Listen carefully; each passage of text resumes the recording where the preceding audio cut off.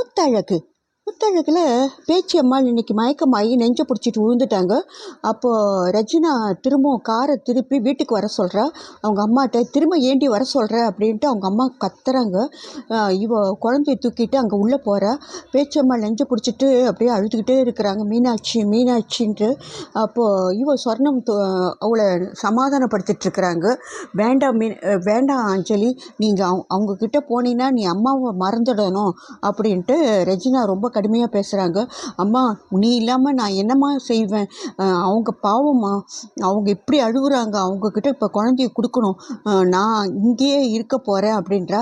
அப்படி நீ இங்கே இருந்தீங்கன்னா உன்னை விட மாட்டாங்க, குழந்தைய பிடிங்கின்னு உன்னையும் வெளியில் தள்ளிடுவாங்க, அதுக்காக நீ வந்துரு என்னோட அப்படின்ட்டு அவங்க சொல்கிறாங்க. ஆனால் அவள் கேட்கல. குழந்தைய அவங்கக்கிட்ட கொடுத்துட்றா. அவங்க அம்மா விறுவிறுன்னு வெளியில் போயிடுறாங்க. இவ போய் பின்னாடி போய், அம்மா என்னம்மா இது, நீயும் என்னை விட்டுட்டு போயிட்டேன்னா நான் என்னம்மா செய்வேன்?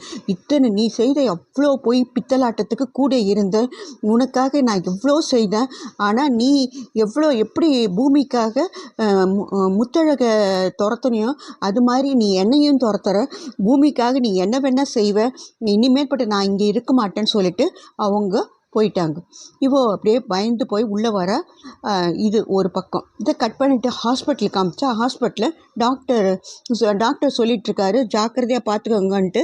ஆனால் மருது சொல்கிறான், டாக்டர் யாருமே இல்லை, இப்போ போய் நாம் முத்தழகிட்ட பேசி பார்க்கலாம், எனக்கு இன்னும் நம்பிக்கை இருக்குது மாமா, நிச்சயமாக முத்தழகுக்கு உங்களை மறக்கிறதுக்கு எந்த வித சான்ஸும் இல்லை அப்படின்னு சொல்கிறாங்க. இவன் பயப்படுறான் வேண்டாம் அப்படின்ட்டு. ஆனாலும் பரவாயில்ல, போய் பேசலாம் அப்படின்றதுக்காக இவங்க 2 பேரும் உள்ளே வராங்க. உள்ளே வந்துட்டு மருது மட்டும் வெளியில் நின்றான். இவன் முத்தழகுன்றான். அவள் அப்படியே திரும்பி பார்த்து எழுந்து நிற்கிறா. முத்தழகு, எனக்கு தெரியலையா, நான் தான் உன் பூமி, உன்னுடைய புருஷன், அதை மட்டும் ஞாபகப்படுத்திக்கோ அப்படின்னு இவன் சொல்கிறான். இவன் கெஞ்சுறான். யார் நீ அப்படின்னு இவன் கத்திட்டு, நம்மளுக்கு என்ன முத்தழகு அப்படின்ட்டு அவன் திரும்ப அழுகிறான். அப்போ டாக்டர் வந்துடுறார். நான் இவ்வளோ சொல்லியும் படித்தவங்களா இருந்து நீங்களும் இப்படி செய்கிறீங்களே, உங்களுக்கே இது நல்லதாக படுதா? அவள் உயிரோடு இருக்கணுமா வேண்டாமா அப்படின்ட்டு அவர் டாக்டர் கத்துறாரு. சாரி டாக்டர்ன்ட்டு 2 பேரும் நான் தான் செய்தேன் அப்படின்ட்டு மருத்துவ சொல்கிறான். 2 பேரும் வெளியில் வந்துட்டாங்க. இதை கட் பண்ணிவிட்டு இங்கே காமிச்சோம்னா, இங்கே இவோ திலகா அவனுடைய மருமக மயக்கமாகி விழுந்துடுறா. சறுக்கி விழுந்துடுறா. ஏன்னா அவளால் எந்த வேலையும் செய்ய முடியல. கன்சீவாக இருக்கிறதால, ப்ரெக்னெண்ட்டாக இருக்கிறதால அவளால் தண்ணி கூட தூக்க முடியல. அதை பார்த்துட்டு திலகாவுக்கு, நீ கவலைப்படாத, நீ உங்கள் அம்மா வீட்டுக்கு போய் ரெஸ்ட் எடு, நிம்மதியாக இரு, நான் பார்த்துக்கிறேன், என்னால் முத்தழகு வந்துடுவா, முத்தழகையும் உன்னையும் 2 பேரையும் பார்த்துக்கிறதுக்கு எனக்கும் உடம்புல வலுவு இல்லை, நீ அம்மா வீட்டுக்கு போய் நிம்மதியாக இருந்து குழந்தைய பெற்று எடுத்துக்கிட்டு வா அப்படின்றா. அத்தை, என்னை பொய் சொல்கிறீங்களா, உண்மையாக சொல்கிறீங்களா? நான் எப்படி பொய் சொல்லுவேன்? நீ என்னுடைய குடும்பத்துடைய வாரிசை சுமந்துட்டுருக்க, நீ நல்லபடியாக போயிட்டு வா அப்படின்ட்டு வாழ்த்துறா. அவளுக்கு ரொம்ப ரொம்ப ஹாப்பி ஆகிடுது.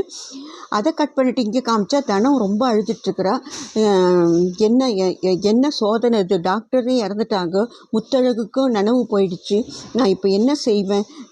இந்த குழந்தைய எப்படி, இந்த உண்மையை எப்படி நான் அவங்கக்கிட்ட சொல்லுவேன்? என்ன இப்படி நேரம் இப்படி இருக்குதுன்ட்டு அவள் ஃப்ரெண்டுக்கிட்ட சொல்லின்னு இருக்கா. அப்போது இவங்ககிட்டேருந்து ஃபோன் வருது.